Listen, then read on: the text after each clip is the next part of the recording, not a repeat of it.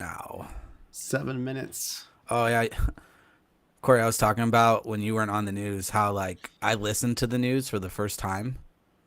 Yeah. And it was our ice cream show when we talked about ice cream, and I was like, why does anybody listen to this? Like, we're absolute madmen. Like, Wait, I don't remember. Oh, you mean the You ice didn't cream get any machines? farther than the pre-show? the ice cream. mean I ice made cream machines? The McDonald's thing? No, we were talking about like how I went to an ice cream Convention, right? And then like the first we were talking about Midnight Blizzard, and then like it was like, what would we like? That sounds like a good ice cream name, and I'm like, I wouldn't listen to this, and I turned the podcast off. I'm like, all right, I'm out of here. That was the first time I ever listened to us, but well, at least one that I was on, to tell you the truth. So I guess don't know. I think some of us listen. Some people listen to us because we are so whacking off the wall. It's a feature, let's just hope. not a bug. Let's just hope. Most of the people, I will say, like to get serious for a second, most of the people I talk to that watch or listen do it while they're doing something else, and they have it on their commute, or they have it on their in the background while they're working, or they're doing something else. So it's not like people are just sitting here being like, what are they going to say next? Tell us about the ice cream. Like, it's fine. Plus, I mean, it's a podcast. Just hit that 30-second skip if we start wandering into a topic you'd rather not hear about. Just boop. Ice cream. Yeah, who doesn't want to hear about ice cream? Or you can do like, I don't know if file has anyone's ever done chapters. this.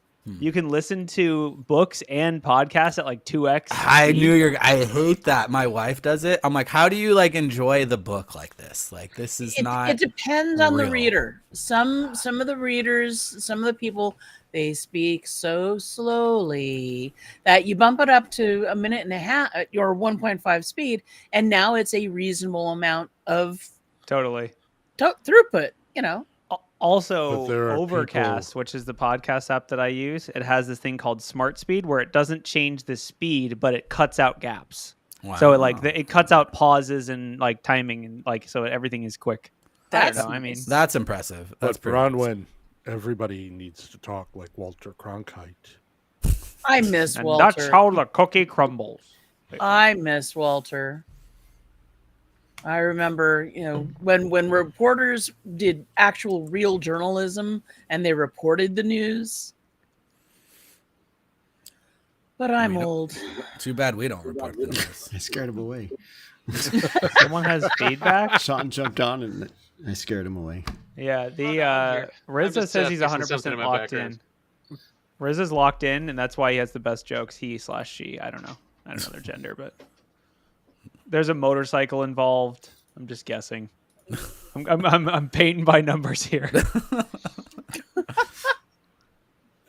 I need to look at the news to understand what's going on in the world. Welcome, Alex. We are live, FYI. So, don't tell us your credit card numbers or anything. Or do. We usually do 'cause that it'll right be before fun. the show. We all give Ryan our credit card numbers. The password to my luggage is Just a standard thing, like upon joining. 1, 2, 3. It's how I authenticate you guys to make sure that you're not AI. Just give me a credit card Oh, number. there we go, Cam. I gave you my credit card last week, and for some reason, like my bank called and were like, "Congratulations, you have a new credit card number now." So Ryan, I need to tell you the new one. Oh, sweet. You gotta re-authenticate Yeah, Ryan, you. should I just send my Bitcoin to the same place I have been?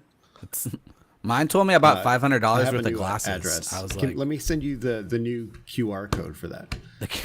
Why don't you just put it on the screen so everyone knows exactly how much I've been sending? Isn't it fun? Like, you think about blockchain, it's just like everyone can see your bank account at all times and knows, what you're doing. And, well, that was weird. John just turned from a person in a room to a person. Hi. Hey, John. Hey, John. I'm coming into this like straight off of teaching. So, Corey, do you want to be the boss today? Sure, I'll be the boss. I'll just be a contributor. It's nice. I'm sure you won't rant about anything or have any hot takes. I'm feeling kind of ranted out, to be honest. I just got done teaching for 4 hours, and I get a lot of those rants out of the way. And I've been drinking nothing but decaf coffee. So Gross. What? So do you think you should probably rewrite your whole class in Rust? Because that's what CISA told me to tell you. Yeah, that's where I'm headed. Just making I sure. got to start by rewriting PowerPoint in Rust, and then I'll work. Yeah. My way there. You can't use any non-memory safe tools these days. Is that still a thing? Is that coming back to haunt us again? No, it's not a thing. It was one of my favorite rants you've done in recent memory, so I was Okay. just trying to trigger you, That was a good one. poking your buttons as We always. might All have right, to you try. We'll try that a little bit later, maybe. What was your class, John? Huh? What was your class? This week is cyber deception. Awesome. So I think I've taken that class twice. So me too. There was some new stuff in it. I was watching this morning. There was some stuff I didn't see from when I took it way back when. Nice. So, There's reminds me. new stuff every time John does that class. That's one of the fun things about Well, it. one of the things that we added into this class that has nothing to do with the class is we can talk about it. We can talk about it when we go live. How's that? We are live. yeah, roll the finger. We're We live, are live, but we are we're live, not yeah. post finger. We're pre-finger live. We're pre-finger live, so it's not going to be on the recording. But I have some cool shit I can share with people. Oh, my computer's going We can't There roll we the go. finger. We're fingerless. Can we pull the finger? I'm good. Sorry. Sorry, my Here's what you're gonna do, Ryan. laptop You're was gonna go making on noise and I YouTube. had to tend to it. You're gonna go on All right, YouTube. 3, You're gonna search 2. Rick Astley.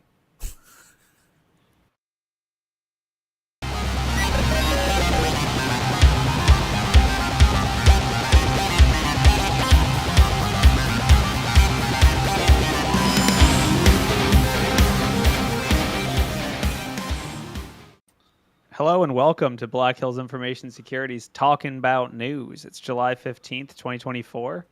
Today we're going to talk about AT&T being breached. We're going to talk about CISA doing a red team roughly a year and a half ago and now just getting the report out.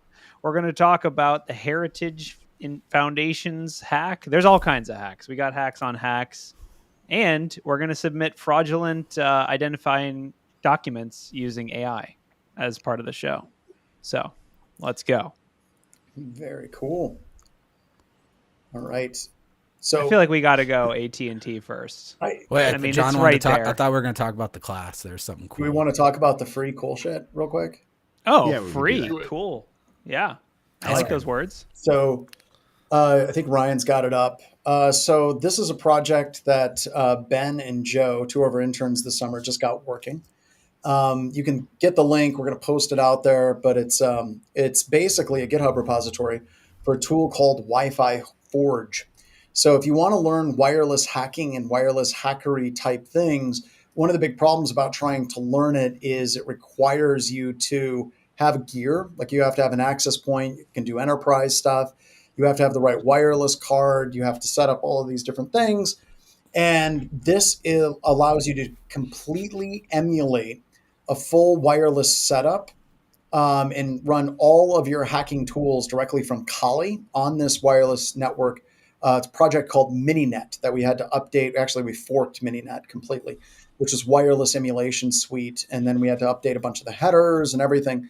But it allows you to completely emulate an entire wireless lab where you can learn all of the wireless lab hacky type things that you would ever want to do. And I have a list of all the labs that are part of it right now. Wi-Fi Forge is set up so you can do better cap attacks. You can do Wi-Fi authentication capture.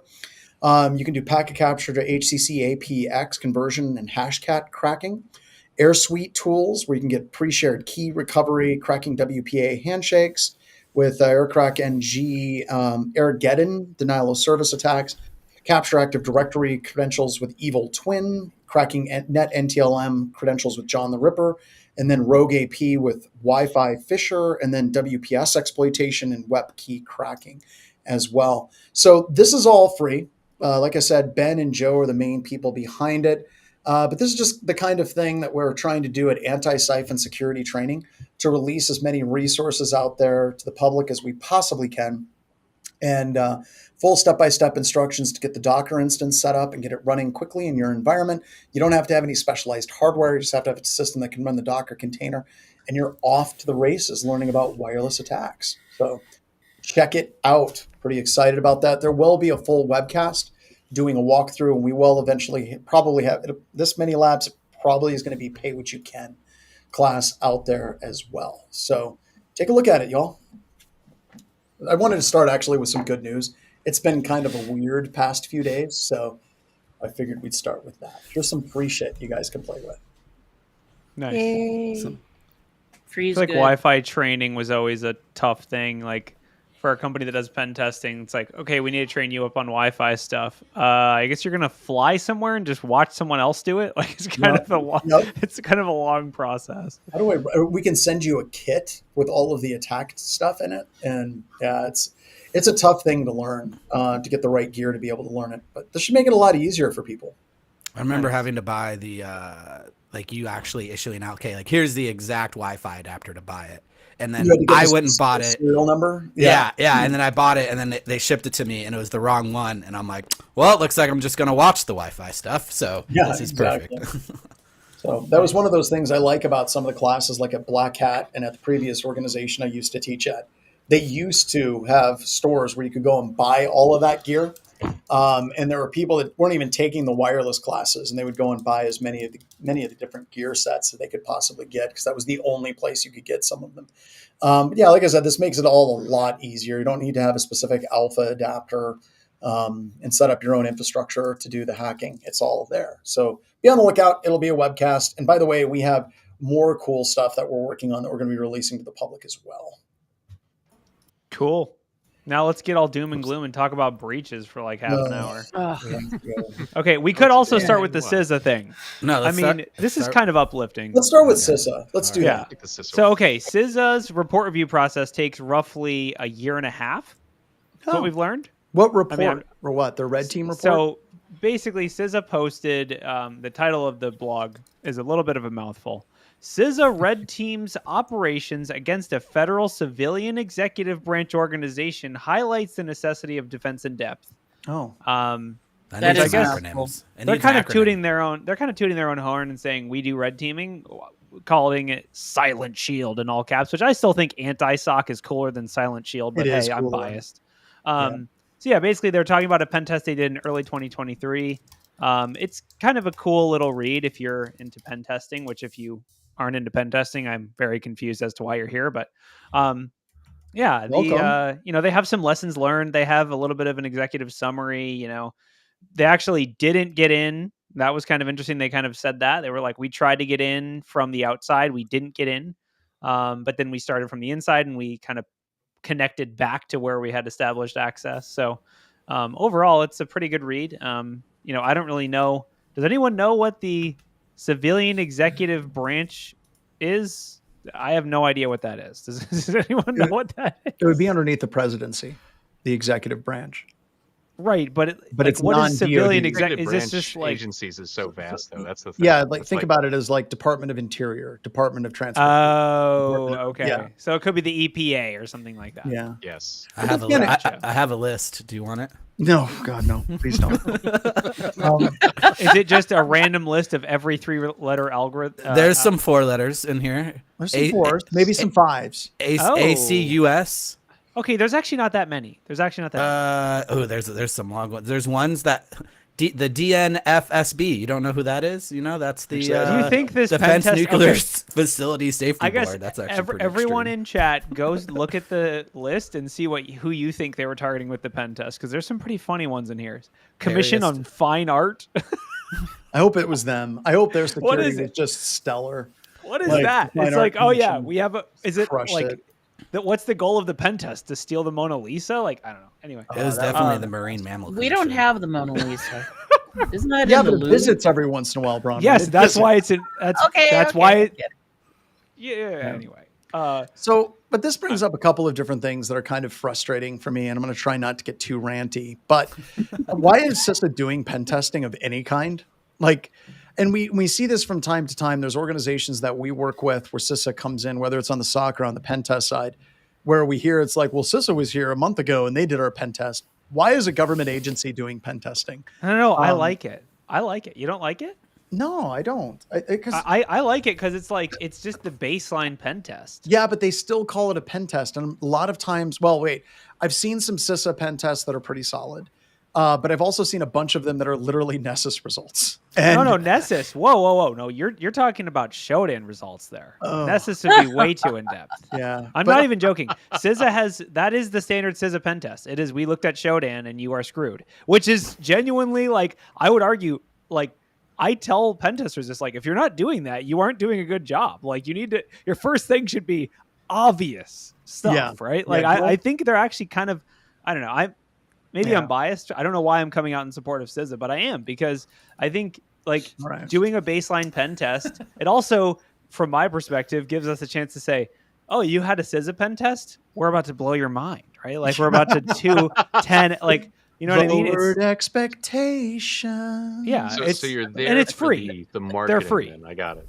Yeah, they are free. So I definitely support the government giving out free pen tests. Of all the things they could give out, like, to the people who can't afford pen tests or don't know how or whatever, I'm here for it. I need a pen test. I'm gonna go ask them. I will say, in their defense, it's a pretty nice report they published. Like, the actual blog post, it's got, like, a really good rundown of what they did. And all of my testers at BHIS are like, hey, could we have a year and a half to submit our reports?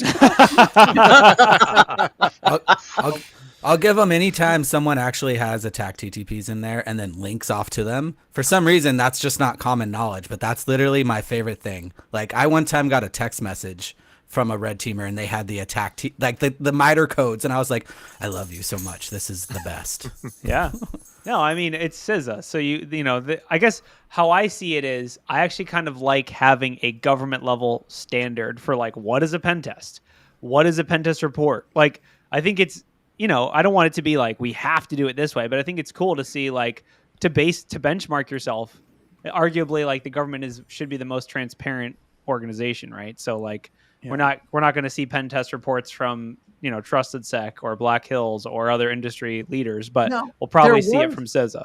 There was a website, a GitHub repository that had a whole bunch of pen test reports from different companies. Now, a lot of them were sample reports. I can't remember where was that. Yeah, I remember. Yeah, but those are all super old. Like, that's a GitHub repo, and those are all, I don't know. I'm not a huge fan of those. I think this is actually more realistic of, like, where things are at now. Yeah. Here we go. I don't know. Julio's got it. I've got it right here. I can share that out. There are some sources out This there. hasn't been updated in a while. You're right about that. Holy moly. This is one of those things. There isn't anything that I would recommend someone actually look at. I mean, we actually do, by the way. We have a published sample report from Fernando, right? That we share out, which is really awesome. But it's based on the cyber range. It's not based on a real op. It's not one from 6 months ago. Okay, it's not that. There's still stuff out there. These are. I guess there's some. More is better. When we're talking about reference material for a pen test, more is better. I mean, shit, we're not here. Oh man. No, we're not. What the? No, we're not, because we don't publish our pen test reports because people paid good money for them. But we do have samples. Samples. I have Sample. redacted a bunch of sample reports. Oh, well, then we should totally be. All right, I'll make a pull request after this. But yeah, I mean, I think, first of all, I support the government red teaming agencies that probably otherwise are never going to pay for a pen test, like the Commission of Fine Arts. I also support them publishing their results, not like the pen test results, but the overall, like, here's how CISA red teams. Because while we might read this and say, well, we already do all this stuff and more, a lot of pen test shops are going to say, this is a lot of good ideas that we aren't doing. This is a lot of stuff that we aren't doing. And they can go to their bosses and say, we need to do better at pen testing. CISA is doing better pen tests than us, right? Like, that is so. I'd like a little bit more information, like how you said, on who they actually tested. So then we can use this as like the end of the year report for CISA. Be like, hey, here's all the pen testing we did. There's this number of people. They don't have to give us the exact names. And here's the most common attacks we've seen. Like a DBIR. Yeah, exactly. A DBIR from CISA. I agree. I would love to move away from a private company doing the DBIRs. DBIR it's good, but they gotta just swallow the pill and start using MITRE attack. All right, like, no more of this versus stuff. Like, everyone else is switched. That's my 2 cents. Well, the problem with the DBIR is well, there's many problems with it, but the biggest problem I think is they just make up categories and then they build graphs in those categories. It's almost as bad as wearing a McAfee t-shirt, you know? Like, it's just right there. I don't know what you're talking about. Oh my god! I'm not going to go full McAfee. It's fine. Yeah, I think one notable item that I saw from this CISA is they called out that they found like these cross-organizational attack paths. So they found all these different partner organizations, and normally on pen test you would go, oh, that's a partner organization, like stop, like that is timeout, do not attack the partner organization. And CISA was like, well, actually, like we have the authorization to like go after them too. So they did pivot into these other cross-organizational partners, and I think that yielded a bit more insight, because that's something that's unique, that you don't go, hey, I compromised one host and hey, it has a trusted relationship with this partner, let's compromise them, and then okay, from there let's start chaining these partners, because that's what attackers do. Is they're not going to sit there and go, oh, hey, wait a minute, I got into one domain, this is some entirely different target altogether. No, we're threat actors, we have morals, we're not going to go after this other partner no matter how juicy they are. No, they're going to go after that other partner. Totally. Yeah. I mean, I think that, like, I guess the way I see it is, in the industry a lot, I struggle with what is a red team? I mean, like, you could ask 10 different people what a red team is, and they would have 10 different definitions. But in my mind, this is what a red team is. No scope, or broad scope, including like just asking the company if you can hack one of their vendors or their partners, like, and them being like, yeah, sure. They're like, that is what a red team should be. It should be broad scope.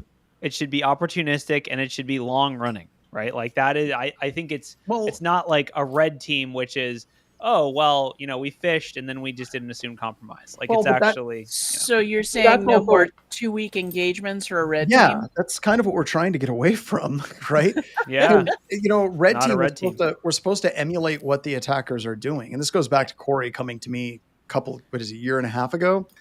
And like, you look at all the problems of red teaming, like you get a very tight scope in time. And that's the biggest limiting factor, is the time is so tight, like 2 weeks or 1 month. Like an adversary is not going to do that, right? They're going to come in low and slow. It's like a customer says, hey, we want you guys to hack us like a real adversary would, and we want you to do it in 1 week. And immediately they pick up your password spray, whenever an attacker will run the password spray over a month. Those are the types of things that you should be doing. Or the other one that we talked about, Corey, was a lot of times an attacker will sit and wait on a network, like until an exploit comes available, and then immediately they take advantage of that exploit. So it's kind of hard, because I think it all started, Corey, with we were all walking around and like, hey, red teaming sucks. We're not doing it the way it should be done in the industry. And we wanted to do something different. Continuous pen testing absolutely is where I'm biased, but like, as an example right now, I'm just in one of my customers' ticketing systems, just waiting for a good ticket. I'm just waiting for a ticket with either credentials in it that I could just piggyback straight on, or I'll just like inject a document where it really shouldn't be. Like that's APT thinking, right? I'm just like, eventually there will be a ticket with juicy info, and I will strike when the opportunity. But if you're doing a pen test, like, what do? You can't wait for a good Jira ticket to roll in. You gotta get out. But I want to play a little bit of devil's advocate here, from the blue team side. Most red teams that we do go through aren't very good at reporting or confirming that is them when we find it. So we have to go in full incident response. Like no one's good as you guys at like actually writing a report or giving that information. So when I'm out there building detections and I come across some obviously blatant bad stuff and I press the oh shit alarm, and then like, oh no, that's like the actual red team that we're having, but we forgot to tell you about and forgot to report it because like the team X, Y, and Z. Like for those larger organizations, the communication that the red team is continuous. Like I'm sure you guys have it down, but I haven't found anyone else whose communication is that great. Well, but that also goes back to one of the, that's a feature of the continuous red team, right? Like we aren't showing up, wham, bam, thank you, ma'am. We'll see you next year, maybe. It's literally Corey can't run. Like, if we're doing those types of things, it's a year-long contract. He can't just smoke bomb and but. It's fishing literally, and then also the way that and I've seen some other firms that kind of do this too, right? Like I know I'm working with Red Siege on a continuous red team, and that's something that they're doing as well. Want to do shout out for other firms that are doing this. But when we're doing it, the integration with the ticketing system. So if somebody's like, hey, is BHIS running an attack at the moment? There's somebody in that environment that can go into the ticketing system and see what our team is doing. And they're like, yes, this is the other side of that, which brings back to kind of the big thing. Why the hell are we still reporting this crap in Word? Like, I love the way that we do reporting at BHIS. I think it's great. It's wonderful. But it all goes back to years ago when we first started doing pen testing. When I first started doing it in like 2002, 2003, it was literally, if we hacked you, we got shell, we were done. We were like, got shell, out. That was kind of the sole determination of whether or not we were successful. And when Ed kind of developed the new kind of way of doing reporting, I want to say 2006, 2007, a lot of it was to try to show value, but also to show that the people were putting in a good 40 hours of work in a week. So it was almost like that Dilbert cartoon. It's like, we want to make sure that you're miserable in what you're doing and producing this work output.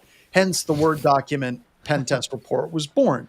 So now a customer can get this and be like, yes, this looks like 80 hours of work here. But it almost always had to be chopped up into little bites and then converted over into tickets for actual work items to get done. So it's kind of like at some point the industry has got to start skipping that step and just start integrating with customers' ticketing systems so that the work items can get done faster. I thought you were gonna go full blown. We're going as an ad for Obsidian or no. We're not using Word. We're using Notion from here on out. No. I mean, full disclosure. I kind of derailed this whole podcast, but full disclosure. You did. Continuous pen testing uses Jira. We do not send you a Word doc. The Word doc just says you got a pen test. Congrats. Now here's all the findings are in Jira. Anyway, let's talk about AT&T. Let's talk about breaches. Yeah, let's move on that. Let's talk about breaches. So AT&T, people might have heard of it, large telecom company, 110 million customers had their records disclosed. I guess, does anyone know, is this tied to Snowflake? I feel like it's Yes, it is.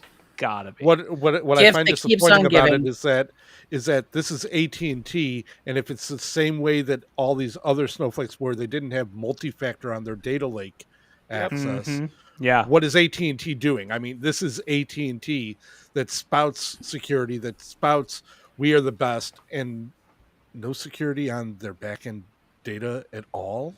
Well, it's the third-party risk management thing, right? We talked about it at the beginning of the year as being the CISO's worst nightmare, and it's totally expanding on that. Like, it's all about third-party, and I will say, I've been talking about this to a few different people, and I think it's one of those cases where, like, the business teams at a lot of these companies have huge sway, right? Of like, we are the ones who get paid. So give us the tools we need to get paid.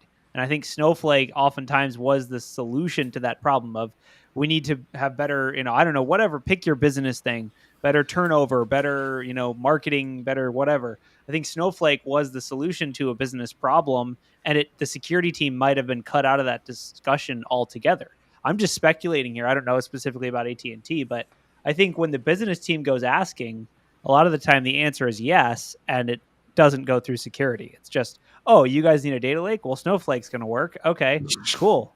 But the thing that you get with there's the upfront doesn't go through security. The other thing that kind of just screams to me is like, what is the ongoing process for managing third-party risk in those organizations? Because things are going to get missed up front, whether it's third-party or whether it's something internally developed. And so like, you've got to have the two pieces of that. You've got to have that initial piece, early in your deployment cycle. You've also got to have some kind of a review process, an audit process or whatever.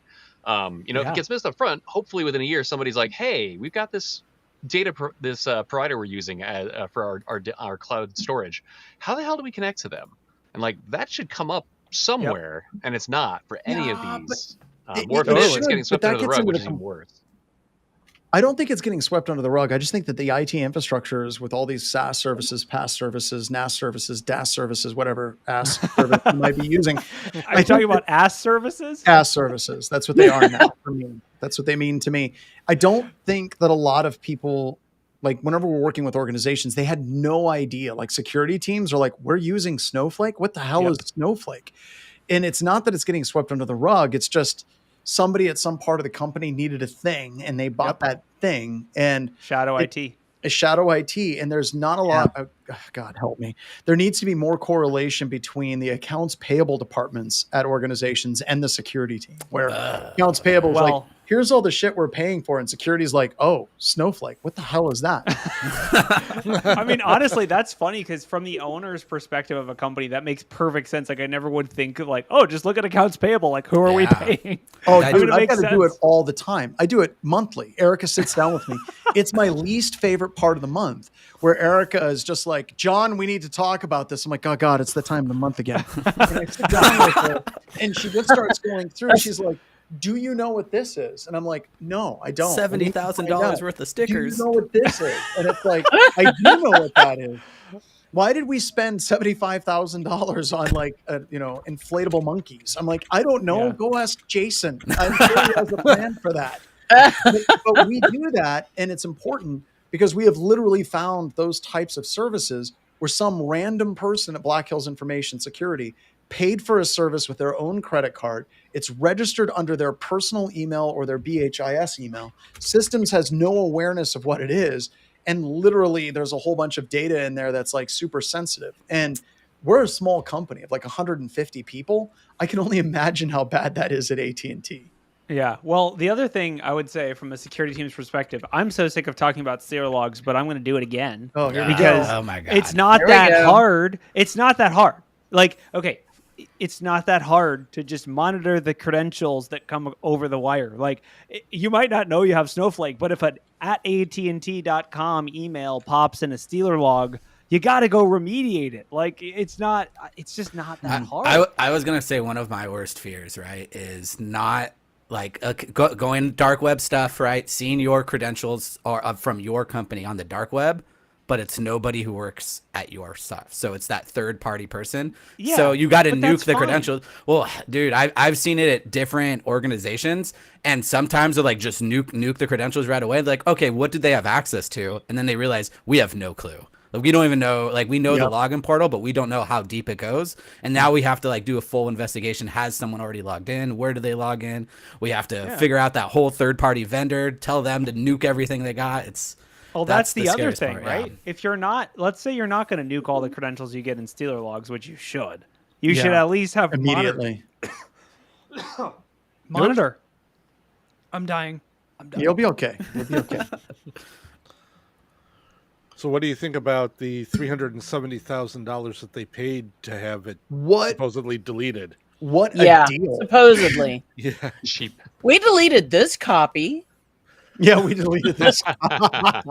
my thinking on it is, what a dumb criminal if they're only asking $370,000. That's what I keep reading on the Twitterverse and stuff. It's just like, how was it that cheap? It must have been like someone inexperienced who got lucky with the creds, and they're like, all right, I'll just take instant payout, just real quick, get in and out. Well, they did get paid, right? Apparently. And even in that byline that has such wiggle room in there that the researcher says he believes the only copy. Like, that is complete legalese wiggle room there. Like, well, I believe it's the only copy. Like, I believe it to be the only copy. We could be back here like, 3 months being like, oh, hey, guess what? Like, here's all the information that was supposedly deleted that's not out there. The security researcher can be like, well, I said I believe the only copy was deleted. Yeah, I think that's funny, but I don't know. Honestly, like, so do we trust what AT&T is saying was stolen? Like, it was just call history, text history, not actual content, or do we think that there might be more in this? Like, I always get nervous when they're like, more. This is all they got access to. Even if it is just what they say, it's still plenty enough data for anybody to go and do badness with it. Come on. I mean, how many years ago, all I needed was your last name and your zip code. Yeah. And I can go in and get everything else. Come on. Yeah. Yeah. I mean, I think they argue, like, why even have the data lake at this point? Like, what is I don't know. I mean, I feel like data lakes are kind of just like the graveyard of bit data. Like, how many companies are actually doing something with it? I just think they like collecting data. I think it sounds badass whenever you're like, well, our data lake has 64 petabytes of logs in it. It just sounds cool. It's not really useful. Auditors. It's an ego all the thing. audits. All the audits. It's a huge amount of regulations, risk. right? It's It a is huge amount of risk. but it's badass. It's like those cars that they try to get as low to the ground as they possibly can. They think it's cool. It's really not, and it's absolutely not useful. That's what a data lake is. And I also think that we're moving away from data lakes. I'm still waiting for someone that comes up with a data ocean where lakes are too small. It's way saltier. It is so salty. So salty. Years ago, John, I worked with a guy. I worked for a company, and the owner of the company was so proud of the fact that our data retention policy was save everything.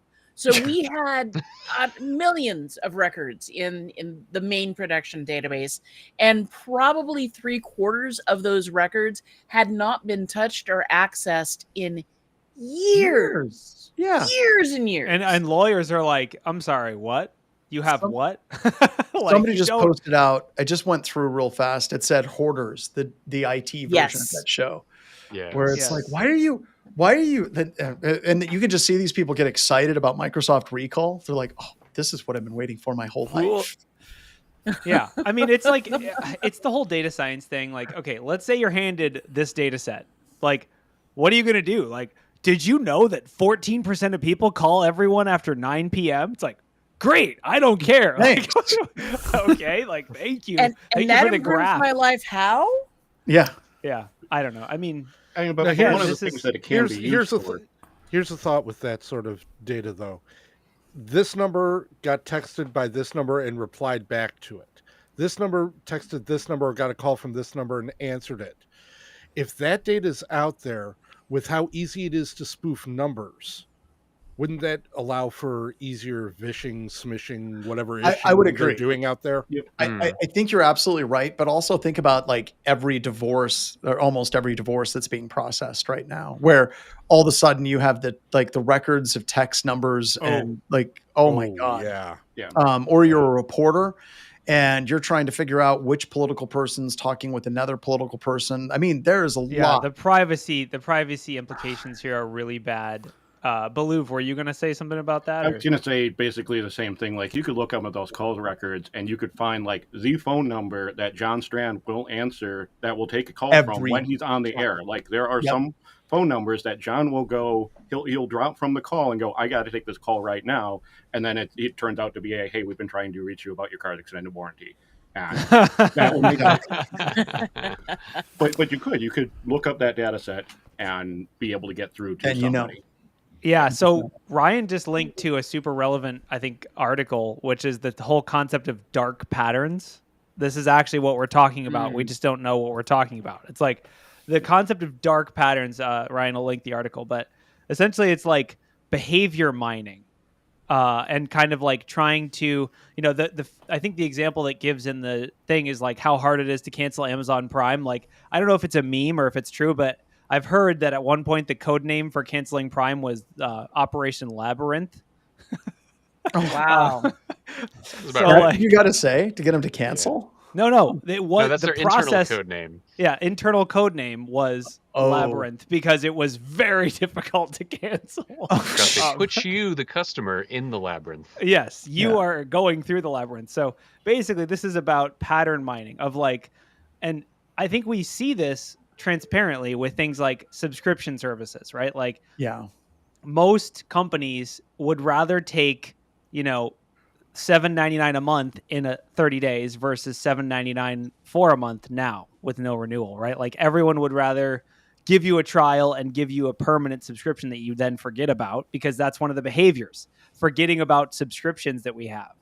Or just like, that's a great example of like, but I think there's a lot more. Right. And maybe AT&T was going after some of that data of like, well, what, things get people to engage more or use their phones more, or what things like, how can we prevent people from switching providers, or I don't know, like I don't know what their like business goals would be, but you could totally sponsored mine by people. Rocket Money. This would be the perfect time. I mean, I can see someone doing some serious analysis and being able to get that. But in terms of dark patterns, I really think it's just people being greedy and wanting to make sure that it's as hard as possible. I mean, I've had to go through, make a phone call, go through the voicemail navigation thing in order to finally get to a human to cancel something that was a $200 a year subscription that I could not cancel any other way. That sounds easy though. They didn't even make you send an envelope in a written communication via snail mail or something. No, I mean, I will say, I know for a fact of my life I will never get back. Well, I know for a fact that California passed consumer protection laws that basically make it so you have to be able to like one-click cancel most services. That's I don't know if there were that the vendor is going to comply with those laws. Well, true, and I'm sure there are carve-outs. Still, you got to start somewhere, right? I mean, true. You got to start somewhere. I agree with both of you. I like that, being able to cancel things out quickly and easily. And I also agree that the vendors are going to be like, F that. We're going to do that until we get sued by the FTC. Because that's the way things work now. But the bigger one. What the hell was this news story? I'm lost. Where did we start? Was this still AT&T? It's TechCrunch. FTC study. Really good basically, movement. the FTC published a study that talks about dark patterns, manipulative design techniques that put users' privacy at risk. So they analyzed 600 websites offering subscription services. So yeah, like basically that there is an article. Check out the FTC report if you're interested. But essentially, it's just basically saying, hey, this is rampant. This is used widely, and it's potentially impacting not only people's consumer, like I can't cancel like Ron once said, that experience is horrible, but also there's privacy implications as well of like, hey, sneaking, or they have these fun little names for all of them, which are like, remind me of like gaslight, gatekeep, girl boss or whatever. They have obstruction, sneaking, nagging. Like it's pretty funny. Yeah, I mean, like as an example, they call about obstruction is making it more difficult or tedious to take a certain action, like canceling a subscription or bypassing the sign up for free trial, where the X to close is grayed out and hidden from view. So it's like all those tactics. We're all used to them because the internet sucks. But the FTC is actually giving them names and saying, hey, let's not do this, or let's at least expose what people are doing to make it more transparent. So can they do this for like 401k providers? Like they don't transfer, they have to mail you a check and then you have to send it to the next 401k people. Like I was like, what kind of madness is this? Please do not send me a check for that large amount of money. Like you can't just move it. But so I think that would definitely fall under this.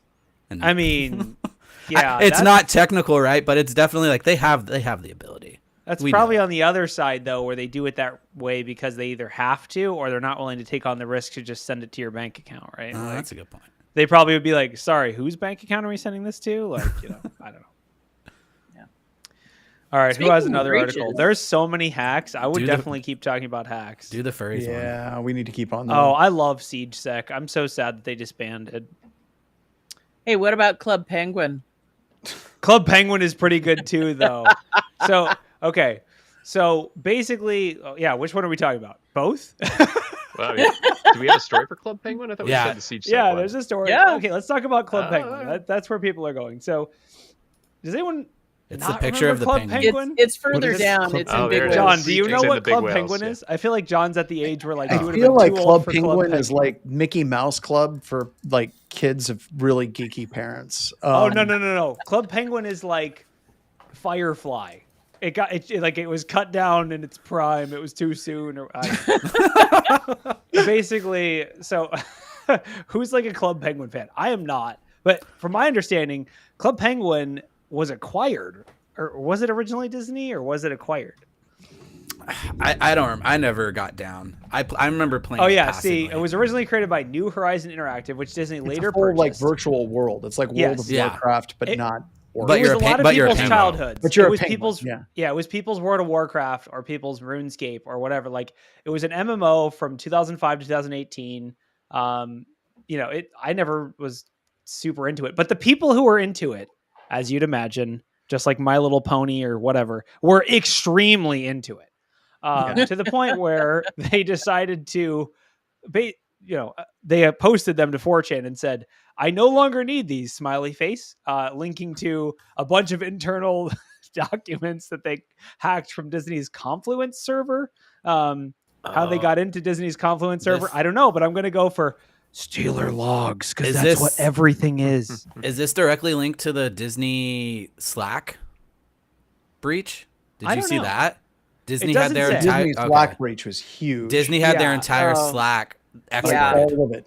All of it. Yeah, it doesn't say what it just says. According to an anonymous source, Disney's Confluence servers were breached using previously exposed credentials, which to me means Stealer logs, but it could also be related to the previous breach. And yeah, it's basically internal documents about how where their S3 buckets are, all that good stuff. So, I mean, honestly, the real thing here is that this MMO lasted for 13 years. Like, if you know MMOs, that's a long time for an MMO. Oh yeah, it was a big deal. I mean, I don't know. That justifies everything. All right, thanks, Wade. It's too much of a meme not to talk about it, but I mean, honestly, it's kind of a non-story. Like, basically, they just leaked a bunch of documents, and like, it's been shut down for like 5 years, so whatever. But I don't know. It's kind of funny. Just people, basically fans are gonna fan.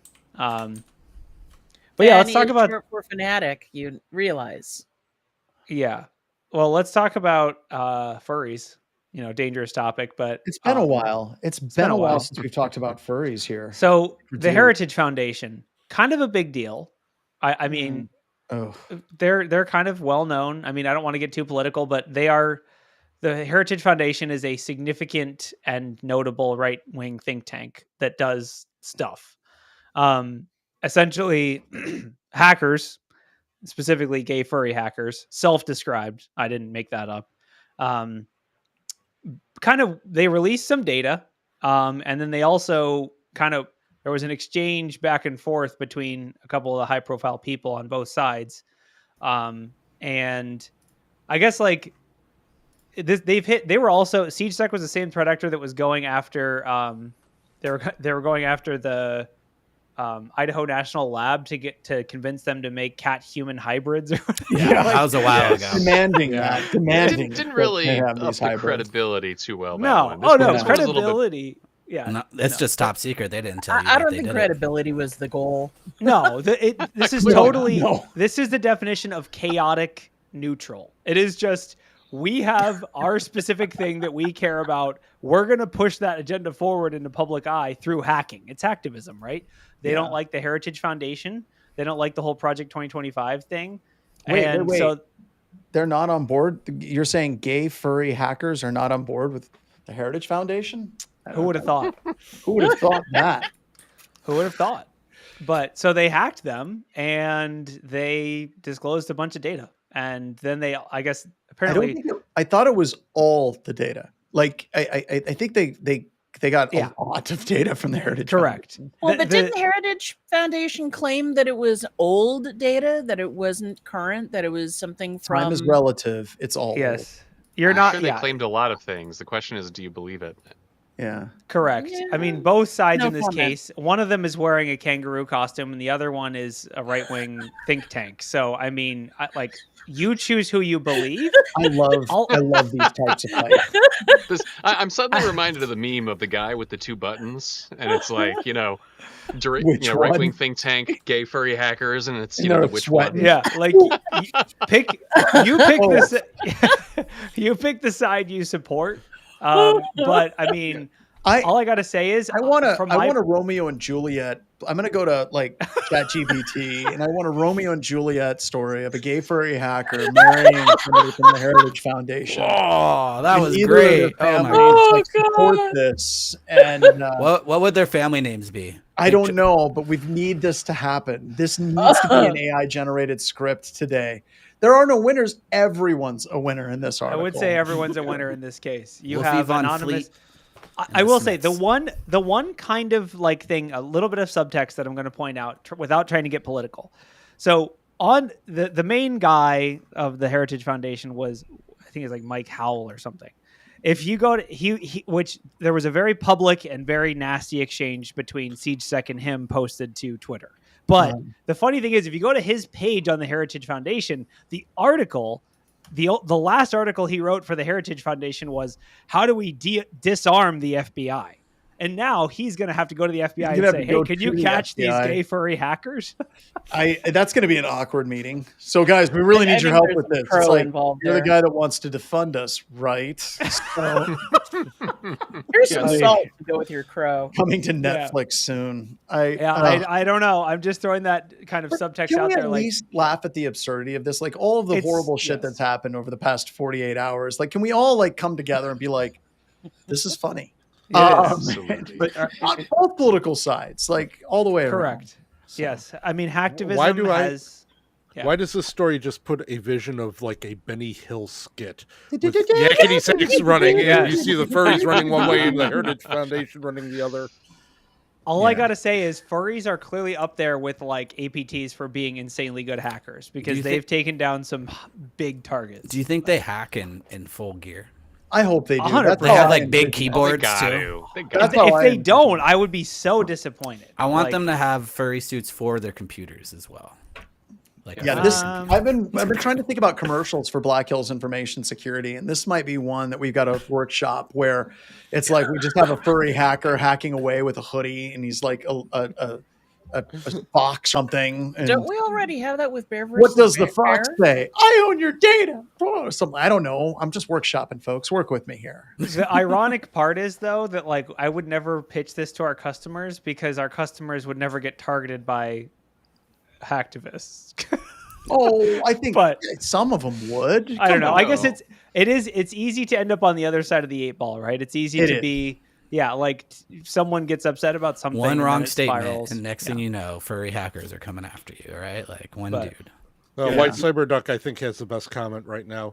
They talk to the FBI agent who agrees to help them. As the FBI agent walks away, the Heritage Foundation man sees the tail of the FBI. Oh It's god! like one of those if you know commercials, right?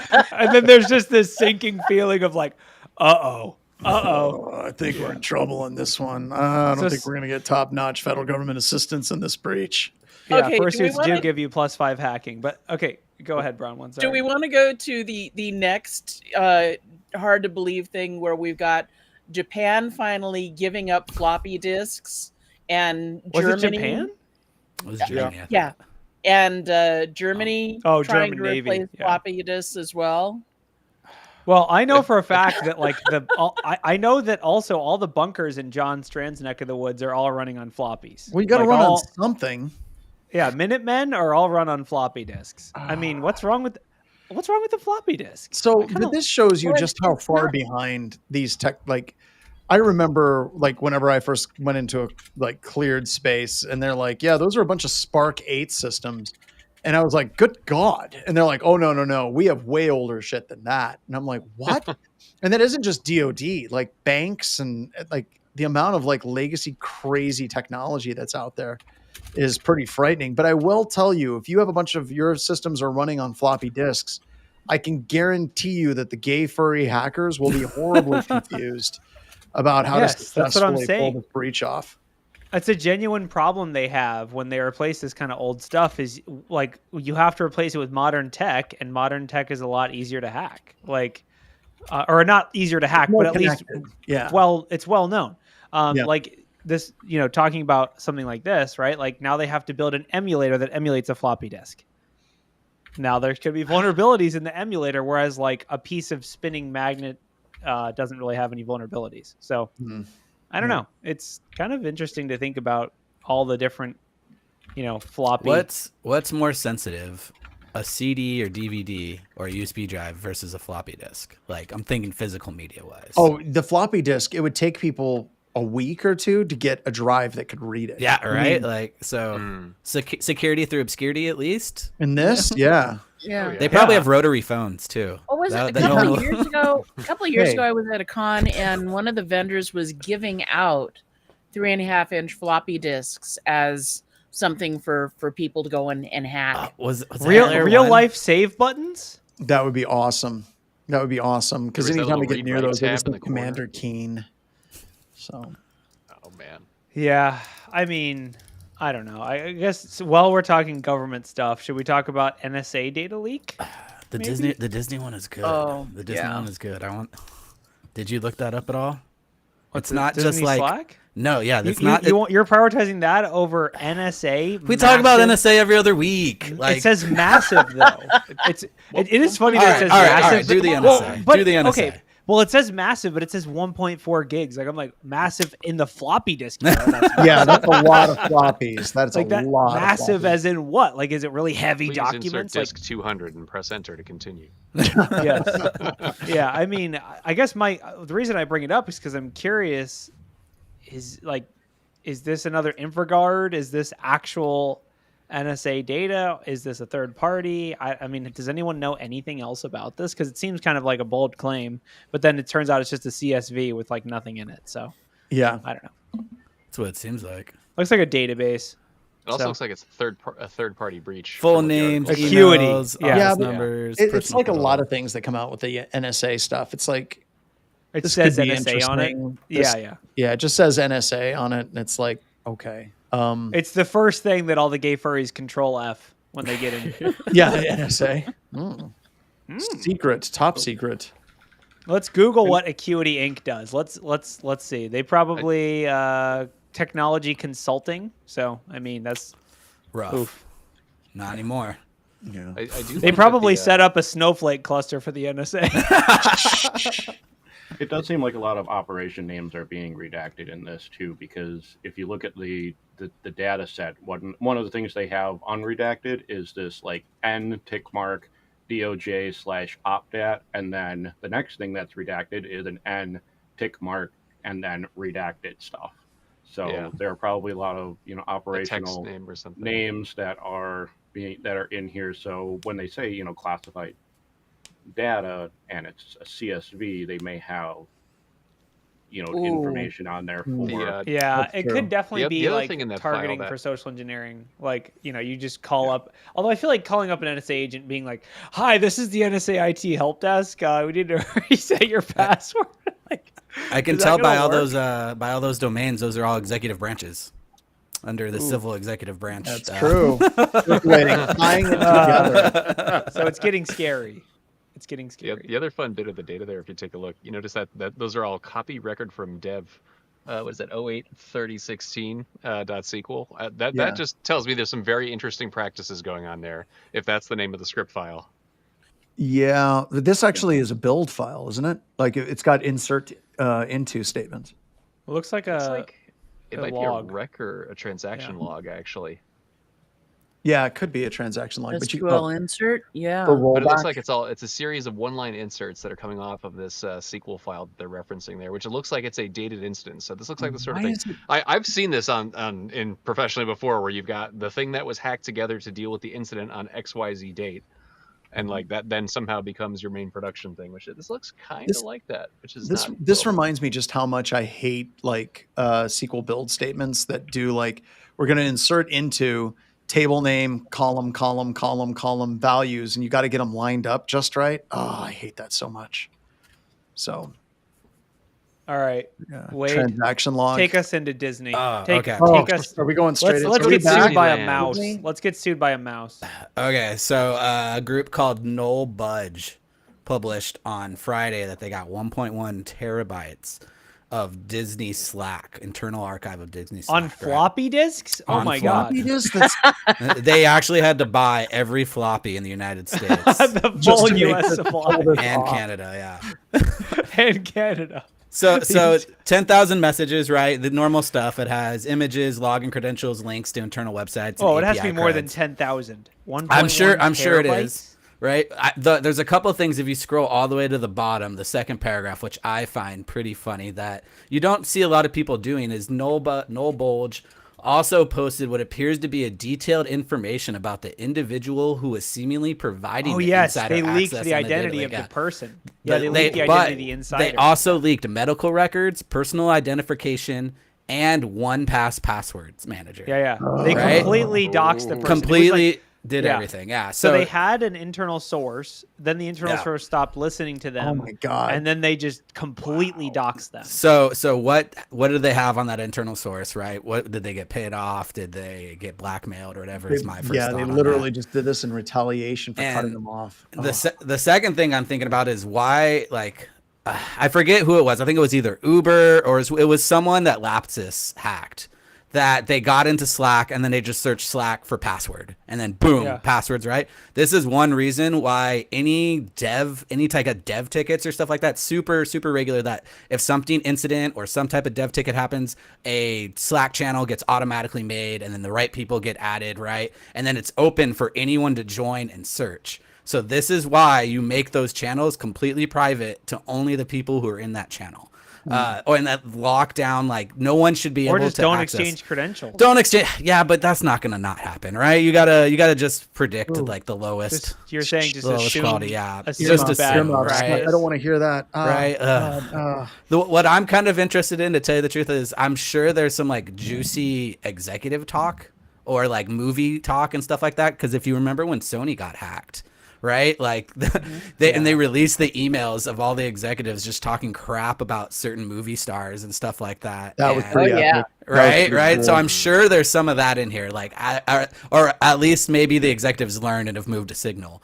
But I Do you think they have like a No, mouse they haven't counter hacking team? Do you think they have like a counter hacking team like I- with Disney, like of cast and About- crew So members? I will tell you, I don't know if it's like that today, but I've had friends that have worked there, and those conversations have come up from like cyber deception and all of this stuff. But I don't know if anything ever came of it. It's like a lot of things. Like when doing stuff, communicating with Disney over the years, there's a lot of hurry up and wait. And I have no idea if they've actually stood up like a deception counter hacking team at all. I would imagine like Disney teams have really cool code names, right? Oh, they Like, do. They right? do. Like that's some of the best. Yeah. And Well, from but- what whatever. The industrial espionage, that industrial Espionage. espionage aspect. Yeah. That's, yeah. Anyway. I mean, you're not wrong, but I guess is it like the question? Yeah, honestly, that's the biggest question I have is why even go after all this? Like, what is the angle? Are they trying to get money for people to buy like, oh, Toy Story 5 spoilers? Oh, that's worth 10 Bitcoin. So, like, all right. So one of the paragraphs that Noel Budge said site says that it is a active hacktivist group protecting artists, right? Rights and ensuring fair compensation for their work. The group claims it only hacks targets that violate one of the three sins. First, we do not condone any form of promotion of cryptocurrencies or crypto-related products or services. Second, we believe an AI-generated artwork harms the creative industry and should be discouraged. And third, any theft from patrons, other supportive artist platforms, or artists in general. That's a So- really weird hacker manifesto. Right. Yeah. Like the arts are getting in on this stuff. There's definitely some overlap with the furries in here. I'm are you pretty an sure they artist have a that very can't big find a art. job? Let's join These- start a hacking group. These are the people who are gonna hack the culinary arts executive group, the executive team from that you covered in the first article. That's why CISA had to give a pen test to the Commission of Fine Baguettes. They knew or whatever. Noel Bulge was coming for him. They're like, we got to get on this. I mean, this is crazy. That this actually does. You know how I was saying, like, not a lot of our customers could be targeted by that kind of hacktivist, but this is like perfect proof that like hacktivists they can can. come up with some weird justifications for why they could, go after someone. Yeah, well, mean, I this think they can is- always find that justification. I think, in a lot of the hacktivist groups that, I've worked with law enforcement over the years to actually bring down, a lot of them have these manifestos and these belief systems, but at the end of the day, they're just criminals. And they're trying That's to make true. money at the end of the day. And that's not all of them. Not all of them. The furry hackers, they're pretty awesome. But no, seriously, a lot of times they come up with these big manifestos and they come up with these big ideals, but they're just trying to steal personally identifiable information for fraud or trying to steal financial information. And that's how most of them are. If you're doing it just for fun, come work at a real company. You can do the same thing See, and not that's what I get don't go to- understand. Like, there's so many legit outlets for you to do this and get paid to do it. Like, Yeah. Like, I don't Come understand. simulate being an cybercrime. APT. We can pretend like you can be on my team and I'll let you be the guy who's super focused on trying to compromise companies who use AI. Like, guess what?